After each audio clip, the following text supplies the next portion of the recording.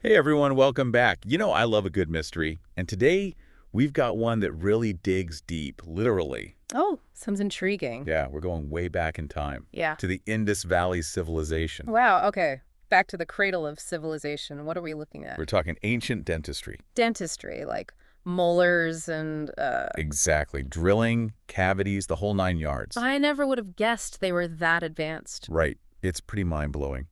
We'll be diving into some fascinating excerpts from pasted text. And trust me, you won't believe what these folks were doing like 9,000 years ago. 9,000 years. Yeah.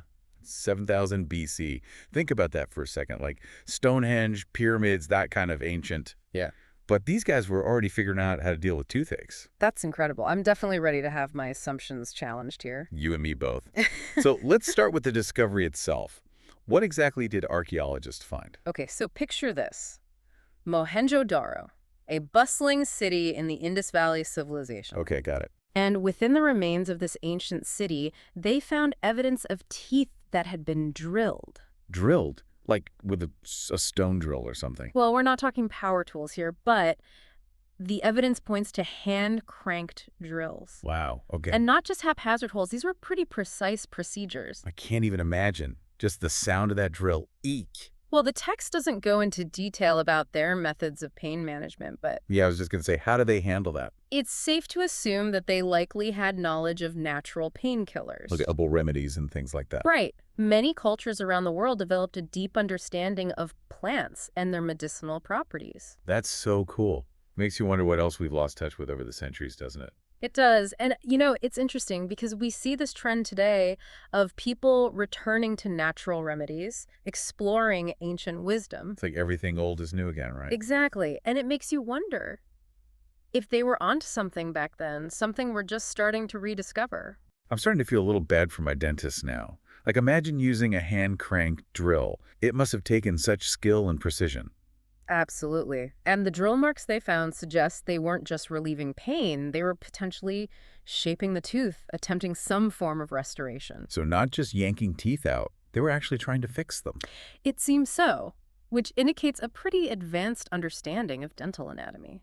That's incredible. It really challenges our assumptions about how advanced or not these ancient civilizations were. I mean, think about it.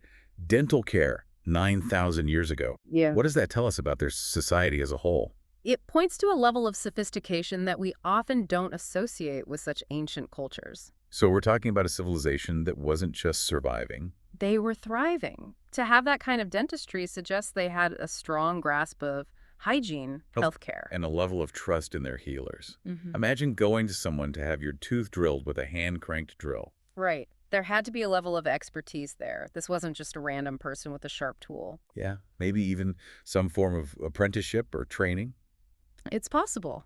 The consistency of the procedures suggests a dedicated role in their society, perhaps even a hierarchy of knowledge being passed down. Wow, that's amazing. It makes you wonder about their social structure too, right? Was this kind of care available to everyone or just the elites? Unfortunately, the text doesn't give us any clues about that. I was just thinking it would be interesting to know more about that, but who had access to these services? Exactly. Maybe future discoveries will shed light on that aspect of their society. You know what's really cool about all of this? Even though it's from so long ago, it highlights something that's still so relevant today. Think about how much emphasis we put on our teeth. Teeth whitening, straightening, braces. We spend a fortune trying to have a perfect smile. It's true. We're bombarded with images of what the ideal smile should look like. And maybe it all goes back to this innate human desire for a healthy, well-pleasing smile. Yeah. Just like those folks in the Indus Valley 9,000 years ago. Yep. It's fascinating to think that something so seemingly modern actually has roots that go back that far. It's like a direct line from them to us. It really connects us to our past in a way that I find super cool. It speaks to a fundamental human desire for well-being, a recognition of the importance of health, and dental health specifically that transcends time and culture. It's a reminder that even though we live in a world of technology and, electric toothbrushes, some things never change. Exactly. All right, so let's recap. We've learned that dental care is way older than most people probably realize, and that the Indus Valley civilization was way ahead of its time. Definitely ahead of its time. And all this talk about ancient dentistry, it really leaves me wondering, What other medical marvels are out there just waiting to be discovered? That is the big question, isn't it? What other secrets lie buried, waiting to be unearthed?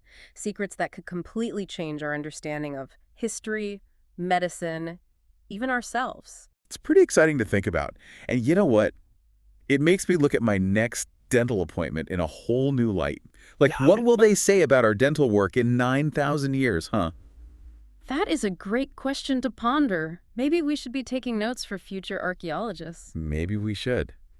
Well, thanks for taking this deep dive with me. It's been fascinating. It really has. And all our listeners out there, keep those pearly whites sparkling, and who knows, maybe they'll be the subject of a deep dive in the distant future. Until next time. See ya.